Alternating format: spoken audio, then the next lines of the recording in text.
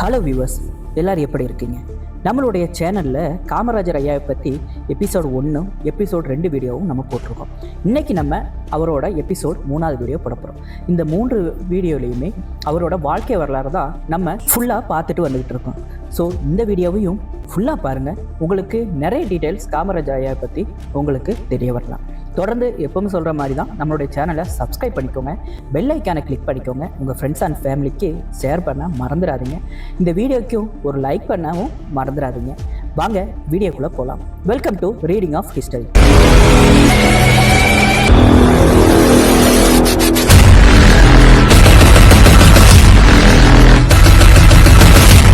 1947 August 15 பல தலைமுறைகள் கனவு கண்ட நாள் இறுதியாக வந்தது. இந்தியாவின் சுதந்திரம் பெற்றது. பல லட்சம் மக்களின் தியாகம், கண்ணீர், போராட்டம், சிறை வாழ்க்கை இவை அனைத்திற்கும் கிடைத்த வெற்றி அது. நாடு முழுவதும் மகிழ்ச்சி வெள்ளம் பெருக்கெடுத்தது. தெருக்களில் மக்கள் கொண்டாடினார்கள். தேசிய கொடிகள் பறந்தன. வந்தே மாதரம் என்ற முழக்கங்கள் வானத்தை அதிர செய்தன. அந்த மகிழ்ச்சியின் நடுவில் நின்றிருந்தார் காமராஜர். பல ஆண்டுகள் போராடிய இலக்கு நிறைவேறியிருந்தது. ஆனால் அந்த நாள் அவருக்கு ஒரு முடிவு அல்ல, அது ஒரு புதிய பொறுப்பின் தொடக்கம். ஏனெனில் சுதந்திரத்தை பெறுவதற்கு ஒரு விஷயம், அந்த சுதந்திரத்தை மக்களின் வாழ்க்கையை மாற்ற பயன்படுத்துவது வேறு விஷயம். இந்தியா எப்போது பிரிட்டிஷ் ஆட்சியிலிருந்து விடுபட்டிருந்தது. ஆனால் வறுமை இன்னும் இருந்தது, கல்வி அறிவு குறைவாக இருந்தது, வேலைவாய்ப்பு பிரச்சனைகள் இருந்தது, கிராமங்கள் இன்னும் பின்தங்கி இருந்தன. இந்த புதிய இந்தியாவை கட்டி எழுப்ப வேண்டிய பொறுப்பு சுதந்திர போராட்ட வீரர்களின் தோள்களில் விழுந்தது. காமராஜர் அந்த பொறுப்பை உணர்ந்தார். அவர் அதிகாரத்திற்காக அரசியலில் இருக்கவில்லை, சுதந்திரத்திற்காக போராடியே அதே உணர்வோடு மக்களின் வாழ்க்கையை மாற்ற வேண்டும் என்ற எண்ணத்தோடு பணியாற்றிய ஆரம்பித்தார். அந்த காலத்தில் காங்கிரஸ் கட்சி நாட்டின் மிகப்பெரிய அரசியல் சக்தியாக இருந்தது. தமிழ்நாட்டிலும் காங்கிரஸ் ஆதிக்கம் செலுத்தி கொண்டிருந்தது. ஆனால் சுதந்திரத்திற்கு பிறகு கட்சிக்குள் பல கருத்து வேறுபாடுகள் உருவாக ஆரம்பித்தன. பல தலைவர்கள் பதவிகளை நோக்கி நகர்ந்து கொண்டிருந்தார்கள். அதிகாரம், செல்வாக்கு, அரசியல் ஆதிக்கம் இவை அனைத்தும் அரசியலின் புதிய முகமாக மாறிக்கொண்டிருந்தது. ஆனால் காமராஜர் மாறவில்லை. அவர் இன்னும் அதே எளிமையான மனிதராக இருந்தார். வெள்ளை வேஷ்டி, வெள்ளை சட்டை, எந்த ஆடம்பரமும் இல்லாத வாழ்க்கை. அவரை பார்த்தால் அவர் ஒரு தேசிய தலைவர் என்று யாராலும் உடனே சொல்ல முடியாது. ஆனால் மக்களோடு பழகும் விதம், அவர்களின் பிரச்சனைகளை கேட்கும் பொறுமை, அவர்களுக்காக ஓடிக்கொண்டிருக்கும் அர்ப்பணிப்பு இவை அனைத்தும் அவரை வேறுபடுத்தி காட்டியது. சுதந்திரத்திற்கு பிறகு காமராஜர் தமிழகம் முழுவதும் பயணம் செய்ய ஆரம்பித்தார். அவர் அலுவலகங்களில் உட்கார்ந்து அரசியல் செய்யவில்லை, நேராக மக்களிடம் சென்றார். கிராமங்களில் நடந்தார், விவசாயிகளுடன் பேசினார், தொழிலாளர்களின் வாழ்க்கையை பார்த்தார், பள்ளிக்கு செல்ல முடியாத குழந்தைகளை பார்த்தார், கல்வி அறிவு இல்லாமல் போராடும் குடும்பங்களை பார்த்தார். அந்த பயணங்கள் அவருடைய மனதில் ஒரு மிகப்பெரிய கேள்வியை எழுப்பியது. இந்தியா சுதந்திரம் பெற்றுவிட்டது, ஆனால் இந்த மக்களின் வாழ்க்கை எப்போது சுதந்திரம் பெறும்? இந்தியா கேள்விதான் பின்னர் அவரது முழு அரசியல் வாழ்க்கையும் வழிநடத்தப் போகிறது. இந்த காலத்தில் தமிழக அரசியலில் மிகப்பெரிய செல்வாக்கு கொண்ட தலைவராக இருந்தவர் சி. ராஜகோபாலாச்சாரி. மக்கள் அவரை ராஜாஜி என்று அழைத்தார்கள். மிகப்பெரிய அறிவாளி, சுதந்திர போராட்ட வீரர், மகாத்மா காந்தியின் நெருங்கிய நண்பர், இந்தியாவின் கடைசி கவர்னர் ஜெனரல். அவரது அரசியல் அனுபவமும் அறிவும் அனைவராலும் மதிக்கப்பட்டது. காமராஜரும் ராஜாஜியை மதித்தார். ஆனால் அரசியல் பார்வையில் இருவருக்கும் சில வேறுபாடுகள் இருந்தது. அந்த வேறுபாடுகள் ஆரம்பத்தில் சிறியதாக தோன்றினாலும் பின்னர் தமிழக அரசியலின் திசையை மாற்றப் போகும் அளவுக்கு வளரப்போகிறது. 1950களின் ஆரம்பத்தில் தமிழ்நாட்டில் ஒரு புதிய அரசியல் சூழல் உருவாக கொண்டிருந்தது. மக்களின் எதிர்பார்ப்புகள் அதிகரித்தது. கல்வி வேண்டும், வேலை வேண்டும், சமத்துவம் வேண்டும், சமூக முன்னேற்றம் வேண்டும். அரசாங்கம் என்ன செய்ய போகிறது என்று மக்கள் காத்திருந்தார்கள். அந்த நேரத்தில் காமராஜர் ஒரு விஷயத்தை தெளிவாக புரிந்து கொண்டார். அரசியல் என்பது பதவி அல்ல, அது மக்களின் வாழ்க்கையை மாற்றும் கருவி. இந்த சிந்தனை தான் அவரை மற்ற தலைவர்களிடமிருந்து வேறுபடுத்த ஆரம்பித்தது. ஆனால் விரைவில் தமிழக அரசியலை உலுக்கிய ஒரு முடிவு எடுக்கப்பட போகிறது. அந்த முடிவு காமராஜரை நேரடியாக அதிகாரத்தின் உச்சிக்கு கொண்டு செல்லவும் போகிறது. 1952 சுதந்திர இந்தியா தனது முதல் பொது தேர்தலை சந்தித்துக் கொண்டிருந்தது. நாடு முழுவதும் ஜனநாயகத்தின் புதிய பயணம் ஆரம்பமாகியிருந்தது. மக்கள் தங்களது தலைவர்களை தேர்ந்தெடுக்க தயாராக இருந்தார்கள். தமிழ்நாட்டிலும் அரசியல் களம் சூடு பிடித்திருந்தது. காங்கிரஸ் கட்சி இன்னும் வலுவாக இருந்தாலும் மக்கள் இப்போது வெறும் சுதந்திர போராட்ட வரலாற்றை மட்டும் பார்க்கவில்லை, அவர்களின் வாழ்க்கையை மாற்றக்கூடிய நிர்வாகத்தையும் எதிர்பார்த்தார்கள். இந்த சூழ்நிலையில் சி. ராஜகோபாலாச்சாரி மீண்டும் தமிழகத்தின் தலைமை பொறுப்புக்கு வந்தார். ராஜாஜி மிகப்பெரிய அறிவாளி, தொலைநோக்கு பார்வை கொண்டவர். ஆனால் சில நேரங்களில் அவரது சிந்தனைகள் சாதாரண மக்களின் உணர்வுகளுடன் ஒத்துப்போகவில்லை. அந்த நேரத்தில் தமிழகத்தின் மிகப்பெரிய பிரச்சனை கல்வி. பள்ளிகள் குறைவு, ஏழை குடும்பங்களின் குழந்தைகள் படிக்க முடியாத நிலை, கிராமங்களில் கல்வி வசதிகள் மிகவும் மோசமாக இருந்தது. இந்த பிரச்சனைக்கு ஒரு தீர்வாக ராஜாஜி ஒரு திட்டத்தை அறிமுகப்படுத்தினார். அதுதான் குலக்கல்வி திட்டம். அதிகாரப்பூர்வமாக அது modified scheme of elementary education என்று அழைக்கப்பட்டது. ஆனால் மக்கள் மத்தியில் அது குலக்கல்வி திட்டம் என்ற பெயரிலேயே பரவியது. அந்த திட்டத்தின் அடிப்படை யோசனை என்னவென்றால், குழந்தைகள் பள்ளியில் சில மணி நேரம் மட்டும் படிக்க வேண்டும். மீதமுள்ள நேரத்தில் தங்கள் குடும்பம் செய்து வரும் தொழிலை கற்றுக்கொள்ள வேண்டும். ஒரு விவசாயியின் மகன் விவசாயம் கற்க வேண்டும். ஒரு தச்சரின் மகன் தச்சு வேலை கற்க வேண்டும். ஒரு நெசவாளியின் மகன் நெசவு கற்க வேண்டும். ராஜாஜியின் பார்வையில் இது தொழில் திறனை வளர்க்கும் திட்டம். ஆனால் மக்களின் பார்வையில் இது வேறொரு அர்த்தத்தை கொடுத்தது. ஏழையின் குழந்தை எப்போதும் ஏழையாகவே இருக்க வேண்டுமா? ஒரு குழந்தையின் எதிர்காலத்தை அவன் பிறந்த குடும்பம் தீர்மானிக்க வேண்டுமா? இந்த கேள்விகள் தமிழகம் முழுவதும் எழ ஆரம்பித்தது. மாணவர்கள் எதிர்த்தார்கள், ஆசிரியர்கள் எதிர்த்தார்கள், சமூக சீர்திருத்தவாதிகள் எதிர்த்தார்கள், அரசியல் கட்சிகள் எதிர்த்தார்கள். கிராமங்களில் இருந்து நகரங்கள் வரை இந்த திட்டம் பற்றி விவாதம் நடந்தது. அந்த நேரத்தில் காமராஜர் அமைதியாக எல்லாவற்றையும் கவனித்துக் கொண்டிருந்தார். அவர் மக்களிடம் சென்று பேசினார். அவர்களின் கோபத்தை கேட்டார். அவர்களின் பயத்தை புரிந்து கொண்டார். ஒரு நாள் ஒரு ஏழை குடும்பத்தின் தந்தை சொன்ன வார்த்தைகள் அவரை மிகவும் பாதித்ததாக கூறப்படுகிறது. என் மகன் என்னை போல கஷ்டப்படக்கூடாது என்பதற்காக தான் நான் அவனை பள்ளிக்கு அனுப்புகிறேன். அந்த உணர்வை காமராஜர் புரிந்து கொண்டார். ஏனெனில் அவரே பள்ளி படிப்பை முழுமையாக படிக்க முடியாதவர். கல்வி இல்லாததான் வழியை அவர் தனது வாழ்க்கையில் உணர்ந்தவர். அதனால்தான் அவர் ஒரு விஷயத்தை தெளிவாக நம்பினார். கல்வி என்பது பணக்காரர்களுக்கான உரிமை அல்ல, அது எல்லோருக்கும் கிடைக்க வேண்டிய வாய்ப்பு. குலக்கல்வி திட்டத்திற்கு எதிரான மக்கள் ஆதரவு நாளுக்கு நாள் அதிகரித்தது. காங்கிரஸ் கட்சிக்குள்ளும் அதிருப்தி உருவாக ஆரம்பித்தது. பல தலைவர்கள் வெளியில் பேச பயந்தார்கள். ஆனால் காமராஜர் மக்களின் மனநிலையை நேரடியாக புரிந்து கொண்டிருந்தார்.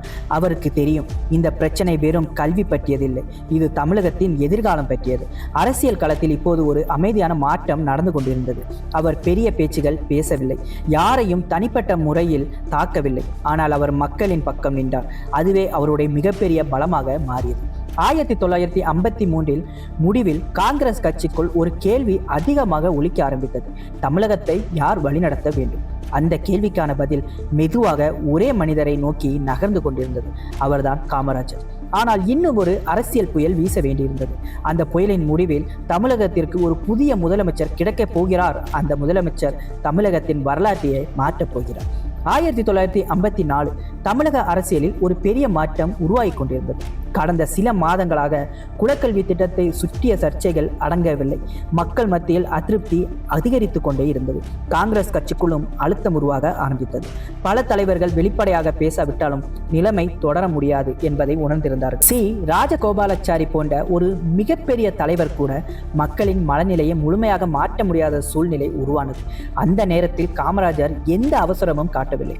அவர் கூட்டங்களை கூட்டி அதிகாரத்திற்காக ஓடவில்லை. யாருக்கு எதிராகவும் பிரச்சாரம் செய்யவில்லை. அமைதியாக தனது வேலையை செய்து கொண்டே இருந்தார். ஆனால் சில நேரங்களில் அமைதியாக வேலை செய்பவர்கள் தான் மிகப்பெரிய மாற்றத்தை உருவாக்குவார்கள். 1954 ஆரம்பத்தில் காங்கிரஸ் கட்சியின் முக்கிய தலைவர்கள் ஒன்று கூடி ஆலோசனை நடத்த ஆரம்பித்தார்கள். தமிழகத்திற்கு ஒரு புதிய தலைமையே தேவை என்ற கருத்து வலுப்பெற்றது. அப்போது பல பெயர்கள் பேசப்பட்டது. பல அனுபவம் உள்ள தலைவர்கள் இருந்தார்கள். பல படித்தவர்கள் இருந்தார்கள். பலர் அதிகாரத்தை விரும்பினார்கள். ஆனால் மக்களின் நம்பிக்கை அதிகமாக இருந்தது ஒரே மனிதர் மீது. அவர்தான் காமராஜர். இது ஒரு விசித்திரமான சூழ்நிலை. ஏனெனில் அவர் உயர்கல்வியை படிக்கவில்லை, ஆங்கிலத்தில் பெரிய உரைகள் பேசவில்லை, அவரிடம் பெரிய பட்டங்களும் இல்லை. ஆனால் அவரிடம் இருந்தது மக்களின் நம்பிக்கை. அந்த நம்பிக்கையை எந்த பல்கலைக்கழகமும் கொடுக்க முடியாது. காங்கிரஸ் கட்சிக்குள் நடந்த ஆலோசனைகளின் முடிவில் காமராஜரின் பெயர் முன்னிலைக்கு வந்தது. அந்த செய்தி வெளியே பரவ ஆரம்பித்தது.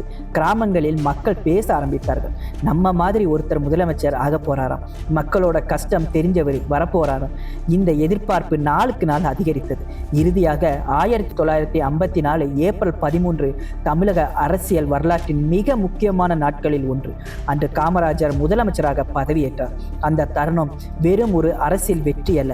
ஒரு சாதாரண குடும்பத்தில் பிறந்த மனிதன், பள்ளி படிப்பை முழுமையாக படிக்க முடியாத மனிதன், சுதந்திர போராட்டத்தில் சிறை சென்ற மனிதன் தமிழகத்தின் முதலமைச்சரான நாள் அது. பதவியேற்பு விழாவில் இருந்த பலர் அந்த காட்சியை பார்த்து ஆச்சரியப்பட்டார்கள். ஏனெனில் புதிய முதலமைச்சர் எந்த ஆடம்பரமும் இல்லாமல் இருந்தார். அதே வெள்ளை வேஷ்டி, அதே எளிமையான புன்னகை, அதே அடக்கமான குணம். பதவி மாறியது, ஆனால் மனிதர் மாறவில்லை. பதவியேற்ற சில நாட்களிலேயே காமராஜர் ஒரு விஷயத்தை தெளிவாக முடிவு செய்தார். இந்த அலுவலகத்தில் உட்கார்ந்து மட்டும் நான் ஆட்சி செய்ய மாட்டேன். அவர் தமிழகம் முழுவதும் சுற்ற ஆரம்பித்தார். கிராமங்களுக்கு நேராக சென்றார். பள்ளிகளுக்குள் நடந்தார். மருத்துவமனைகளுக்குள் சென்றார். விவசாயிகளை சந்தித்தார். அதிகாரிகளிடம் ரிப்போர்ட் மட்டும் கேட்கவில்லை, தனது கண்களால் பார்த்தார். ஒரு கிராமத்தில் பள்ளி இல்லை என்றால் ஏன் இல்லை என்று கேட்டார். ஒரு குழந்தை படிக்காமல் இருந்தால் ஏன் படிக்கல என்று கேட்டார். ஒரு சாலை உடைந்து கிடந்தால் இதை இன்னும் சரி பண்ணலையா என்று கேட்டார். அதிகாரிகள் பலர் அதிர்ச்சி அடைந்தார்கள். ஏனெனில் இதுவரை அவர்கள் பார்த்த முதலமைச்சர்கள் பெரும்பாலும் அலுவலகங்களில் இருந்தார்கள். ஆனால் காமராஜர் மக்களுக்குள்ளேயே இருந்தார். அந்த நேரத்தில் அவருடைய மனதில் ஒரு கனவு உருவாக ஆரம்பித்தது. தமிழகத்தில் எந்த குழந்தையும் கல்வி இல்லாமல் இருக்கக்கூடாது. ஏழை குழந்தைகளும் பள்ளிக்கு செல்ல வேண்டும். கிராமங்களும் முன்னேற வேண்டும். வளர்ச்சி நகரங்களில் மட்டும் இருக்கக்கூடாது. இந்த சிந்தனைகள் தான் பின்னர் தமிழகத்தின் வரலாற்றையே மாற்றப் போகிறது. இன்னும் சில ஆண்டுகளில் ஆயிரக்கணக்கான பள்ளிகள் திறக்கப்படும். லட்சக்கணக்கான குழந்தைகள் கல்வி பெறுவார்கள். ஒரு முதலமைச்சர் மட்டுமல்ல, ஒரு மக்கள் தலைவர் உருவாக போகிறார். அதனால் தான் பின்னர் மக்கள் அவரை ஒரு பெயரால் அழைக்க ஆரம்பித்தார்கள், கல்விக்கண் திறந்த காமராஜர். ஆனால் அந்த புகழ் ஒரே நாளில் வரவில்லை. அதற்கு பின்னால் இருந்த போராட்டங்களும் முடிவுகளும் சாதனைகளும் இன்னும் ஆரம்பிக்கவே. 1954 முதலமைச்சராக பொறுப்பேற்ற சில மாதங்களிலேயே காமராஜர் ஒரு விஷயத்தை மிகவும் தெளிவாக புரிந்து கொண்டார். தமிழகத்தின் மிகப்பெரிய எதிரி வறுமை அல்ல, அறிவின்மை. ஏனெனில் ஒரு மனிதன் ஏழையாக பிறக்கலாம், ஆனால் கல்வி இருந்தால் அவன் வாழ்க்கையை மாற்றிக்கொள்ள முடியும். கல்வி இல்லை என்றால் வறுமை தலைமுறையிலிருந்து தலைமுறைக்கு தொடரும். இந்த உண்மையை காமராஜர் தனது வாழ்க்கையிலேயே அனுபவித்திருந்தார். சிறுவயதில் குடும்ப சூழ்நிலை காரணமாக பள்ளியை விட்டு வெளியேற வேண்டியிருந்தது. அவர் படிக்க விரும்பவில்லை என்பதல்ல, வாழ்க்கை அவரை அதற்கு அனுமதிக்கவில்லை. அதனால்தான் முதலமைச்சரான பிறகு அவர் தனது மனதுக்குள் ஒரு சபதம் எடுத்ததாக கூறப்படுகிறது. நான் படிக்க முடியலை, ஆனால் இனி தமிழ்நாட்டில் எந்த குழந்தையும் படிக்க முடியாமல் இருக்கக்கூடாது. அந்த சிந்தனையோடு அவர் தமிழகம் முழுவதும் பயணம் செய்ய ஆரம்பித்தார். ஒரு நாள் தென் தமிழகத்தின் ஒரு கிராமத்திற்கு அவர் சென்றிருந்தார். அங்கே சில சிறுவர்கள் மாடுகளை மேய்த்து கொண்டிருந்தார்கள். காமராஜர் அவர்களிடம் கேட்டார், நீங்க ஏன் பள்ளிக்கு போகல? அந்த சிறுவர்களில் ஒருவன் அமைதியாக பதில் சொன்னான், நாங்கள் பள்ளிக்கு போனால் வீட்டில் சாப்பாடு கிடைக்காது. அந்த ஒரு பதில் காமராஜரின் மனதை ஆழமாக தாக்கியது. அந்த குழந்தை படிக்க விரும்பவில்லை என்பதல்ல, அவனுக்கு பசி இருந்தது. பசி மற்றும் கல்வி, இந்த இரண்டு பிரச்சனைகளும் ஒன்றோடு ஒன்று இணைந்திருப்பதை காமராஜர் புரிந்து கொண்டார். அந்த நாளிலிருந்து கல்வியை மக்களிடம் கொண்டு செல்லும் பெரிய திட்டங்களை உருவாக்க ஆரம்பித்தார். முதலில் பள்ளிகளின் எண்ணிக்கையை அதிகரிக்க முடிவு செய்தார். அந்த காலத்தில் பல கிராமங்களில் பள்ளியே இல்லை. சில குழந்தைகள் பள்ளிக்கு செல்ல பல கிலோமீட்டர் நடக்க வேண்டியிருந்தது. இதனால் பலர் படிப்பை பாதிலேயே விட்டு விடுவார்கள். காமராஜர் அதிகாரிகளிடம் ஒரு எளிய உத்தரவு கொடுத்தார். குழந்தைகள் பள்ளிக்கு போகணும்னு நினைக்கக்கூடாது, பள்ளிதான் குழந்தைகளிடம் போகணும். அதற்கு பிறகு தமிழகம் முழுவதும் புதிய பள்ளிகள் திறக்கப்பட ஆரம்பித்தது. கிராமங்கள், சிறிய ஊர்கள், மலைப்பகுதிகள், முன்பு பள்ளி இல்லாத பகுதிகள், எங்கெல்லாம் குழந்தைகள் இருக்கிறார்களோ அங்கெல்லாம் பள்ளிகள் உருவாக ஆரம்பித்தது. இந்த வேலை எளிதானதில்லை. பணம் தேவை, ஆசிரியர்கள் தேவை, கட்டிடங்கள் தேவை. ஆனால் காமராஜர் பின்னடையவில்லை. அவர் தொடர்ந்து அதிகாரிகளை அழுத்தினார், பள்ளி கட்டுங்க, ஆசிரியர்களை நியமிங்க, குழந்தைகளை பள்ளிக்கு கொண்டு வாங்க. இது வெறும் திட்டமாக இல்லை, ஒரு இயக்கமாக மாற ஆரம்பித்தது. மெதுவாக அதன் விளைவுகள் தெரிய ஆரம்பித்தது. முன்பு வீட்டில் இருந்த குழந்தைகள் பள்ளிக்கு செல்ல ஆரம்பித்தார்கள். ஏழை குடும்பங்களின் குழந்தைகளும் கல்வி பெற ஆரம்பித்தார்கள். கிராமங்களில் ஒரு புதிய நம்பிக்கை உருவானது. நம்ம பசங்களுக்கும் ஒரு நல்ல எதிர்காலம் கிடைக்கலாம். இந்த மாற்றத்தை பார்த்த காமராஜர் மிகவும் மகிழ்ந்தார். ஆனால் இன்னும் ஒரு பெரிய பிரச்சனை இருந்தது. பல குழந்தைகள் பள்ளியில் சேர்ந்தாலும் பசியால் மீண்டும் படிப்பை விட்டுவிட ஆரம்பித்தார்கள். அதை பார்த்த காமராஜர் அடுத்த பெரிய முடிவை எடுக்க தயாராக இருந்தார். அந்த முடிவு தமிழகத்தின் கல்வி வரலாற்றையே மாற்றப் போகிறது. ஒரு தட்டு உணவு, லட்சக்கணக்கான குழந்தைகளின் வாழ்க்கையும் மாற்றப் போகிறது. பின்னர் இந்தியா முழுவதும் பேசப்பட்ட அந்த திட்டம் தமிழகத்தில் பிறக்கப் போகிறது. அதுதான் காமராஜரின் கல்வி புரட்சியின் அடுத்த அத்தியாயம். 1955 தமிழகத்தின் கிராமங்களில் ஒரு மாற்றம் மெதுவாக உருவாகி கொண்டிருந்தது. புதிய பள்ளிகள் திறக்கப்பட்டு கொண்டிருந்தன. குழந்தைகள் பள்ளிக்கு வர ஆரம்பித்தார்கள். பெற்றோர்களும் கல்வியின் முக்கியத்துவத்தை புரிந்து கொள்ள ஆரம்பித்தார்கள். ஆனால் காமராஜர் கவனித்த ஒரு விஷயம் அவரை தொடர்ந்து கவலைப்படுத்திக் கொண்டே இருந்தது. பள்ளியில் சேரும் குழந்தைகளின் எண்ணிக்கை அதிகரித்தாலும் அவர்களில் பலர் படிப்பை பாதியிலே விட்டுவிட்டார்கள். காரணம் வறுமை. ஒரு ஏழை குடும்பத்திற்கு குழந்தை பள்ளிக்கு செல்வது கூட ஒரு சுமையாக இருந்தது. ஏனெனில் அந்த குழந்தை வீட்டில் வேலை செய்யலாம், வயலில் உதவலாம், மாடுகளை மேய்க்கலாம், சிறிய வருமானம் ஈட்டலாம். ஆனால் பள்ளிக்கு போனால் அந்த உதவி கிடைக்காது. அதுதான் பல பெற்றோர்களின் நிலைமை. காமராஜர் இதை புரிந்து கொண்டார். ஒரு நாள் அதிகாரிகளுடன் நடந்த ஆலோசனையில் அவர் ஒரு முக்கியமான கேள்வியை கேட்டார். ஒரு குழந்தை பள்ளிக்கு போகணும்னு ஆசைப்படுறது போதுமா? அவன் வயிறும் நிறையணுமே. அந்த கேள்வி அறையில் இருந்த அனைவரையும் அமைதியாக்கியது. ஏனெனில் அது உண்மை. பசி இருக்கும் இடத்தில் கல்வி வர முடியாது. அந்த உண்மையை உணர்ந்த காமராஜர் ஒரு துணிச்சலான முடிவை எடுத்தார். பள்ளிக்கு வரும் ஏழை குழந்தைகளுக்கு உணவு வழங்க வேண்டும். இன்று ஒரு சாதாரணமாக தோன்றலாம், ஆனால் அந்த காலத்தில் இது ஒரு புரட்சிகரமான யோசனை. பல சந்தேகப்பட்டார்கள். அரசாங்கத்தால் முடியுமா? இதுக்கு எவ்வளவு செலவாகும்? இது வெற்றி பெறுமா? பல கேள்விகள் இருந்தது. ஆனால் காமராஜர் ஒரு விஷயத்தை மட்டுமே பார்த்தார்: குழந்தைகள், அவர்களுடைய எதிர்காலம். சில பகுதிகளில் ஆரம்பிக்கப்பட்ட இந்த முயற்சி மெதுவாக நல்ல பலனை கொடுக்க ஆரம்பித்தது. முன்பு பள்ளிக்கு வராத குழந்தைகள் வர ஆரம்பித்தார்கள். காலை வீட்டை விட்டு கிளம்பும் போதே இன்று பள்ளியில் சாப்பாடு கிடைக்கும் என்ற நம்பிக்கை அவர்களுக்கு இருந்தது. அது வெறும் உணவு அல்ல, அது கல்விக்கான கதவை திறந்த சாவி. பல ஆசிரியர்கள் பின்னர் நினைவு கூர்ந்த ஒரு விஷயம் இருந்தது. முன்பு காலியாக இருந்த வகுப்பறைகள் இப்போது குழந்தைகளின் சிரிப்பால் நிரம்ப ஆரம்பித்தது. பெற்றோர்களும் மகிழ்ந்தார்கள். ஏனெனில் அவர்களது குழந்தைகள் படிக்கவும் முடிந்தது, பசியின்றி இருக்கவும் முடிந்தது. இந்த மாற்றத்தை காமராஜர் நேரில் பார்த்தார். அவர் கிராமங்களுக்கு சென்றபோது பள்ளி வளாகங்களில் குழந்தைகள் சாப்பிடும் காட்சிகளை பார்த்தார். அந்த காட்சிகளின் அவருக்கு அரசியல் வெற்றியை விட பெரிய மகிழ்ச்சியை கொடுத்தது. ஏனெனில் அவர் எப்போதும் நம்பியிருந்தார், ஒரு நாட்டின் உண்மையான வளர்ச்சி அதன் குழந்தைகளின் வாழ்க்கையில் தெரியும். மெதுவாக தமிழகம் முழுவதும் கல்வி பற்றிய ஒரு புதிய விழிப்புணர்வு உருவானது. முன்பு படித்து என்ன ஆக போகுது என்று கேட்ட குடும்பங்கள் இப்போது என் பிள்ளை படிக்கணும் என்று சொல்ல ஆரம்பித்தார்கள். அது ஒரு சமூக புரட்சி. அந்த புரட்சியின் மையத்தில் இருந்தவர் காமராஜர். அதனால்தான் பின்னர் மக்கள் அவரை வெறும் முதலமைச்சராக மட்டும் பார்க்கவில்லை, கல்வி கண் திறந்த தலைவர் என்று அழைக்க ஆரம்பித்தார்கள். ஆனால் கல்வி மட்டும் அவரது கனவு இல்லை. தமிழகம் முழுவதும் தொழிற்சாலைகள் வளர வேண்டும், வேலை வாய்ப்புகள் உருவாக வேண்டும், விவசாயம் வளர வேண்டும், அணைகள் கட்டப்பட வேண்டும், ஒரு புதிய தமிழகம் உருவாக வேண்டும். இந்த கனவுகளோடு காமராஜர் தனது அடுத்த பெரிய பயணத்தை ஆரம்பித்தார். அந்த பயணம் தமிழகத்தின் பொற்கால ஆட்சியாக வரலாற்றில் இடம்பெற போகிறது. 1956 காமராஜரின் ஆட்சி இப்போது ஒரு புதிய கட்டத்தை அடைந்திருந்தது. கல்விக்காக அவர் எடுத்த முடிவுகள் தமிழகம் முழுவதும் நல்ல வரவேற்பை பெற்றிருந்தது.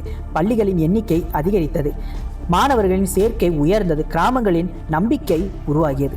ஆனால் காமராஜர் ஒரு விஷயத்தை நன்றாக அறிந்திருந்தார்: கல்வி மட்டும் போதாது. படித்த ஒரு இளைஞனுக்கு வேலை வேண்டும், விவசாயிக்கு தண்ணீர் வேண்டும், தொழிலாளிக்கு வேறு தொழிற்சாலை வேண்டும். ஒரு மாநிலம் வளர வேண்டும் என்றால் அதன் பொருளாதாரமும் வளர வேண்டும். அதனால்தான் அவர் தனது கவனத்தை தமிழ்நாட்டின் வளர்ச்சியின் அடுத்த கட்டத்திற்கு திருப்பினார். அந்த காலத்தில் தமிழகத்தின் பெரும்பாலான மக்கள் விவசாயத்தை நம்பியே வளர்ந்தார்கள். ஆனால் ஒரு பெரிய பிரச்சனை இருந்தது: தண்ணீர். மழை பெய்தால் விவசாயம், மழை பொய்த்தால் வறட்சி. ஆண்டுதோறும் ஆயிரக்கணக்கான விவசாயிகள் இந்த சுழற்சியில் சிக்கி கொண்டிருந்தார்கள். காமராஜர் இதை மாற்ற முடிவு செய்தார். தண்ணீரை சேமிக்கணும், அணைகள் கட்டணும். அந்த முடிவு பின்னர் தமிழகத்தின் வரலாற்றையே மாற்றியது. அவரது ஆட்சி காலத்தில் பல முக்கிய நீர்ப்பாசன திட்டங்கள் முன்னேற்றம் கண்டன. அதன்படி Vaigai Tom, Manimuthar Tom, Sathanur Tom போன்ற பல திட்டங்கள் ஆயிரக்கணக்கான ஏக்கர் நிலங்களுக்கு உயிர் கொடுத்தது. முன்பு வறண்டிருந்த நிலங்கள் பசுமையாக மாற ஆரம்பித்தது. விவசாயிகளின் வாழ்க்கையில் நம்பிக்கை திரும்பியது. கிராமங்களில் மக்களின் வருமானம் உயர ஆரம்பித்தது. ஆனால் காமராஜரின் பார்வை அதைவிட பெரியது. அவர் ஒரு விஷயத்தை புரிந்திருந்தார்: தமிழகம் விவசாயத்தில் மட்டும் இருந்தால் போதாது, தொழில்துறையிலும் முன்னேறணும். அந்த காலத்தில் தொழிற்சாலைகள் மிக குறைவாக இருந்தது. வேலை தேடி பலர் நகரங்களுக்கு இடம்பெயர்ந்தார்கள். இளைஞர்களுக்கு வாய்ப்புகள் குறைவாக இருந்தது. இதனால் தமிழகத்தில் புதிய தொழிற்சாலைகள் வர வேண்டும் என்று அவர் முயற்சி செய்தார். அரசு மற்றும் தனியார் முதலீடுகள் வர ஆரம்பித்தது. புதிய தொழில் வாய்ப்புகள் உருவானது. பொறியியல், உற்பத்தி, மின் உற்பத்தி போன்ற துறைகள் வளர ஆரம்பித்தது. மெதுவாக தமிழகம் ஒரு புதிய பொருளாதார அடித்தளத்தை உருவாக்க ஆரம்பித்திருந்தது. இந்த மாற்றங்களை மக்கள் நேரடியாக உணர ஆரம்பித்தார்கள். ஏனெனில் காமராஜர் வெறும் அறிவிப்புகளை மட்டும் வெளியிடவில்லை, அவர் நேரில் சென்று பார்த்தார். ஒரு அணை வேலை நடக்கிறதா, அங்கு சென்று பார்ப்பார். ஒரு பள்ளி கட்டப்படுகிறதா, அவர் ஆய்வு செய்வார். ஒரு சாலை போடப்படுகிறதா, அதன் முன்னேற்றத்தை கேட்பார். அவரது நிர்வாக முறை அதிகாரிகளை எப்போதும் விழிப்புடன் வைத்திருந்தது. முதலமைச்சர் எப்போது வேண்டுமானாலும் வந்து பார்க்கலாம். இந்த எண்ணமே பல திட்டங்களை வேகமாக செயல்படுத்த உதவி. அதனால்தான் மக்கள் அவரை அரசியல்வாதியாக மட்டும் பார்க்கவில்லை, ஒரு நிர்வாகியாக மதிக்க ஆரம்பித்தார்கள். ஒரு தலைவர் எப்படி இருக்க வேண்டும் என்பதற்கான உதாரணமாக பார்க்க ஆரம்பித்தார்கள். 1960களின் தொடக்கத்தில் காமராஜரின் பெயர் தமிழ்நாட்டை தாண்டி இந்தியா முழுவதும் பேசப்பட ஆரம்பித்தது. எளிமையான தலைவர், நேர்மையான தலைவர், மக்களுக்காக உழைக்கும் தலைவர். இந்த பெயர்கள் அவரை தேடி வந்தது. அவர் அவர் அதை தேடி செல்லவில்லை. ஒரு காலத்தில் பள்ளி படிப்பை முழுமையாக முடிக்க முடியாத சிறுவன் இப்போது ஒரு மாநிலத்தின் எதிர்காலத்தை மாற்றிய தலைவராக உயர்ந்திருந்தார். அதனால்தான் இன்று வரை மக்கள் அவரை நினைவு கூறும்போது வெறும் முதலமைச்சராக அல்ல, பெருந்தலைவர் காமராஜர் என்றே மரியாதையுடன் அழைக்கிறார்கள். ஆனால் காமராஜரின் அரசியல் பயணம் இன்னும் முடிவடையவில்லை. தமிழ்நாட்டின் தலைவராக இருந்த அவர் விரைவில் இந்திய அரசியலையே மாற்றப் போகிறார். பிரதமர்களை தேர்ந்தெடுக்கும் அளவுக்கு செல்வாக்கு பெறப்போகிறார். அதனால்தான் பின்னர் வரலாறு அவருக்கு ஒரு புதிய பெயரை கொடுத்தது, கிங் மேக்கர். அந்த அசாதாரண அத்தியாயம் அடுத்த எபிசோடில் தொடங்குகிறது. அடுத்த எபிசோடுக்காக வெயிட் பண்ணுங்க. நான் உங்களுக்காக அந்த வீடியோவை போடுறேன். மறக்காமல் இந்த வீடியோக்கு ஒரு லைக் பண்ணிடுங்க. நம்ம சேனலை சப்ஸ்கிரைப் பண்ணவும் மறந்துடாதீங்க. உங்கள் ஃப்ரெண்ட்ஸ் அண்ட் ஃபேமிலிக்கு ஷேர் பண்ணுங்க. நன்றி, வணக்கம்.